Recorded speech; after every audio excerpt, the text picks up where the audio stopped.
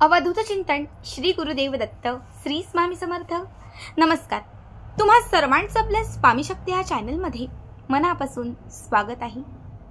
बघा, प्रत्येक वर्षी नवरात्रीचे 9 दिवस संपले की त्यानंतर दसरा असतो। दसऱ्याची समाप्ती झाली की आपण वाट बघतो ती दिवाळीची, आणि जशी दिवाळी समाप्त होते तसे वेध लागतात ते त्रिपुरी पौर्णिमेचे। वर्षभरात ज्या 12 पौर्णिमा येतात त्यापैकी काही पौर्णिमा ह्या विशेष महत्त्वाच्या मानल्या जातात।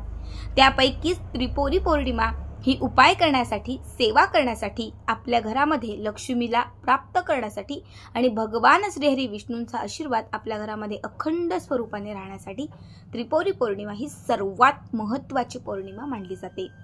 या पौर्णिमेचं महत्त्व हे हिंदू संस्कृतीमध्ये अनन्यसाधारण आहे।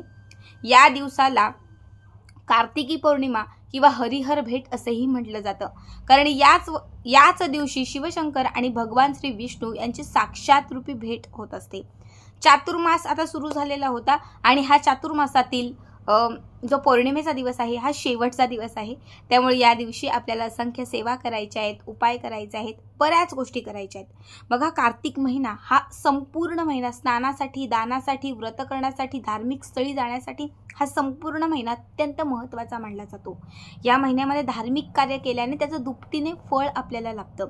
आता असंख्य लोक या दिवशी म्हणजे या महिन्यामध्ये वेगवेगळ्या ठिकाणी जातात, स्थानाचं पुण्य मिळवतात, धार्मिक स्थळी जाऊन तिथे दान वगैरे करतात, सगळ्या गोष्टी करतात।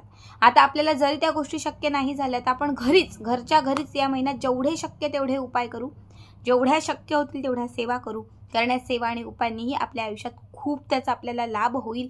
आपल्या इच्छाशक्ती ज्या असतील किंवा आपल्या ज्या काही इच्छा असतील तर त्या इच्छा पूर्ण होतील। बघा, ही त्रिपुरी पौर्णिमा जी आहे या दिवशी किंवा या अगोदर म्हणजे त्रिपुरी पौर्णिमेच्या अगोदर कधीही तुम्हाला तुळशीच्या काडीचा मी एक अत्यंत प्रभावी उपाय सांगणार आहे। हा एक उपाय जर तुम्ही त्रिपुरी पौर्णिमेच्या अगोदर केला तर या उपायाने तुमच्या इच्छित मनोकामना पूर्ण होतील, घरातील दारिद्र्य नष्ट होईल, घरातील गरिबी कुठेतरी कमी होत जाईल, तुमच्या घराची आर्थिक भरभराट होईल, घरामध्ये लक्ष्मीची प्राप्ती होईल, घरामध्ये सुख, समृद्धी, ऐश्वर्य हे सगळं काही तुम्हाला प्राप्त होईल। हा उपाय आज, उद्या, परवा जेव्हा तुम्ही हा व्हिडिओ बघाल त्या दिवसापासून त्रिपुरी पौर्णिमेपर्यंत तुम्ही कधीही करू शकता। बघा, तुळशी माता आपल्या हिंदू संस्कृतीमध्ये सर्वात पवित्र, सर्वात महत्त्वाची किंवा सर्वात मोठी कुठली गोष्ट असेल, कुठली गोष्ट मानली जात असेल तर ती म्हणजे तुळस। तुळस प्रत्येकाच्या दारात, प्रत्येकाच्या अंगणामध्ये आवर्जून असते। ज्या घराच्या दारात तुळस असते त्या घरात नेहमी सकारात्मकता असते। घरावर कितीही मोठं एखादं संकट आलं किंवा घरामध्ये कितीही मोठं एखादं विघ्न आलं तर जी तुळस आपल्या दारामध्ये असते ना, ती सगळ्यात पहिले हे संकट किंवा हे विघ्न स्वतःवर घेते आणि आपल्या घराचं संरक्षण करते। आणि म्हणून बऱ्याच वेळा आपल्या दारातील तुळस सुकते। सुकण्याचं कारण एकच आहे, कारण आपल्या घरातील बाधा, इडापिडा ती स्वतःवर घेते, स्वतःला ती असुरक्षित करते, मात्र आपल्या घराला ती सुरक्षित ठेवते। बघा, याच तुळशीचा हा अत्यंत प्रभावी उपाय आहे। आता तुळशीचाच उपाय का, तर हा दिवस भगवान श्रीहरी विष्णूंसाठी समर्पित आहे आणि तुळशी माता ही भगवान श्रीहरी विष्णूंची प्रिय सखी म्हणून ओळखली जाते। जेव्हा आपल्याला भगवान श्री विष्णूंना प्रसन्न करायचं असतं किंवा त्यांच्याकडे एखादी इच्छा व्यक्त करायची असते, त्यांची काही सेवा करायची असते, तर त्यांच्या प्रत्येक सेवेमध्ये सगळ्यात महत्त्वाची आणि पहिली गोष्ट असते ती म्हणजे तुळस। तुळशीची केलेली सेवा, तुळशीजवळ केलेलं व्रतवैकल्य, तुळशीजवळ लावलेला दिवा किंवा त्यामार्फत केलेली कुठलीही सेवा ही क्षणात भगवान श्री विष्णूंपर्यंत पोहोचली जाते। म्हणून तुळशीचं महत्त्व हे विशेष आहे। आपल्याला या उपायासाठी एक तुळशीची काडी घ्यायची आहे। शक्यतो सुकलेली थोडीशी अशी जाडसर काडी असेल ती घ्या, नाहीतर कुठलीही काडी घ्या, फक्त ती थोडी जाड असेल। आता सगळ्यात पहिले एक फक्त तुळशीची काडी घ्यायची, त्यानंतर आपल्या देवघरामध्ये एका प्लेटमध्ये ही काडी ठेवून द्यायची। ठीक आहे, यावरती, या तुळशीच्या काडीवरती थोडंसं पाणी घालायचं। थोडं पाणी घालून ही काडी स्वच्छ धुवायची। पुन्हा तुळशीची काडी म्हणजे थोडी पुसून घ्यायची आणि पुन्हा तुळशीची काडी त्या प्लेटमध्ये ठेवून द्यायची। त्यानंतर आपल्याला एका वाटीमध्ये थोडी हळद घ्यायची आहे। हळद, पिवळ्या रंगाची, पूजेसाठी जी हळद वापरतो ही हळद, कारण हळद देखील भगवान श्री विष्णू आणि माता लक्ष्मी यांना खूप जास्त प्रिय आहे। त्यामुळे एका वाटीमध्ये हळद घ्यायची आणि या 3 बोटांमध्ये म्हणजे या 3 चिमटीमध्ये आपल्याला ही हळद थोडीशी उचलायची। त्यानंतर ती तुळशीची काडी जी आपण देवघरात प्लेटमध्ये ठेवलेली आहे त्याच्यावरती हळदीचं अर्चन करायचं। हळदीचं अर्चन करत असताना संपूर्ण जे विष्णू सहस्त्रनाम आहे हे विष्णू सहस्त्रनाम 3 वेळा म्हणायचं। जसं आपण श्रीयंत्रावरती कुंकुम अर्चन करतो आणि श्री सूक्तम म्हणतो त्याच पद्धतीने थोडी थोडी हळद अर्पण करत राहायची आणि 3 वेळा विष्णू सहस्त्रनाम म्हणत राहायचं। ठीक आहे, आजपासून हा उपाय केला तर ती काडी तशीच तिथे ठेवायची, 3 वेळा विष्णू सहस्त्रनाम म्हणायचं, हळद अर्चन करायची। उद्याच्या दिवशी पुन्हा एकदा जेव्हा तुम्ही नित्यसेवा कराल, देवघरामध्ये पूजा अर्चा कराल, त्या पुन्हा हळदीचं अर्चन त्या तुळशीच्या काडीवर करायचं। तिसऱ्या दिवशी पुन्हा, चौथ्या दिवशी पुन्हा।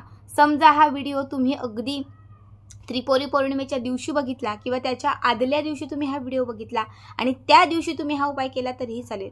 एक दिवस तरी तुम्हाला त्या तुळशीच्या काडीवरती अर्चन म्हणजे तुळशीच्या काडीवरती हळदीचं अर्चन करायला मिळालं तरी खूप आहे। पण जे लोक आज हा व्हिडिओ बघतील, उद्या बघतील, तर त्यांनी अगदी आजपासूनच सुरुवात करा, कारण तेव्हा तुम्हाला त्याचं पुण्य किंवा त्याचं जे फळ आहे ते दुपटीने मिळेल। तर थोडं थोडं तुम्हाला हळदीचं अर्चन करत राहायचं आहे। त्रिपुरी पौर्णिमेपर्यंत ही तुळशीची काडी देवघरातच ठेवायची आहे आणि त्रिपुरी पौर्णिमेपर्यंत दररोज तुम्हाला त्या तुळशीच्या काडीवरती हळदीचं अर्चन करत राहायचं आहे। त्रिपुरी पौर्णिमेच्या रात्री म्हणजे संध्याकाळी 6-6:30 वाजेपर्यंत ही काडी अशीच तिथे हळदीमध्ये ठेवायची। 6-6:30 वाजले की त्यानंतर ती जी हळद आहे ती थोडीशी बाजूला करायची आणि त्याच्या खाली दबलेली असणारी ही जी तुळशीची काडी आहे ही काढून घ्यायची। आता ही तुळशीची काडी तिथून काढली की त्यानंतर ती एका लाल रंगाच्या वस्त्रात बांधायची। बाजारामध्ये कुठेही चांदीची, तांब्याची तावीज मिळते, तुम्ही ती तावीज घेतली तरीही चालेल। त्या तावीजमध्ये तुम्हाला शक्य झालं तर ती काडी जी आहे ती व्यवस्थित त्याच्यामध्ये दाबा किंवा मग जर कापड घेतलं असेल तर त्या कापडमध्ये ती काडी बांधा। तावीज घेतली असेल तर ती तावीज आपल्या गळ्यामध्ये पौर्णिमेपासून धारण करा आणि कापडात बांधली असेल तर हे कापड आपल्या पॉकेटमध्ये, पर्समध्ये किंवा आपल्या तिजोरीमध्ये अखंड स्वरूपाने ठेवून द्या। याने कुठलीही बाधा तुमच्यापर्यंत पोहोचणार नाही, वाईट शक्ती तुम्हाला लागणार नाही। नेहमीच नकारात्मकतेपासून, बाधांपासून तुमचं संरक्षण होत राहील, तुमच्या अवतीभोवती एक सुरक्षेचं कवच राहील। भगवान श्रीहरी विष्णू आणि माता लक्ष्मी यांची एकत्रित कृपा जी आहे ही तुमच्यावरती राहील। खूप साधा, खूप सोपा, मात्र खूप महत्त्वाचा उपाय आहे, नक्की करा। आणि आजचा हा व्हिडिओ तुम्हाला कसा वाटला कमेंट करा। श्री स्वामी समर्थ।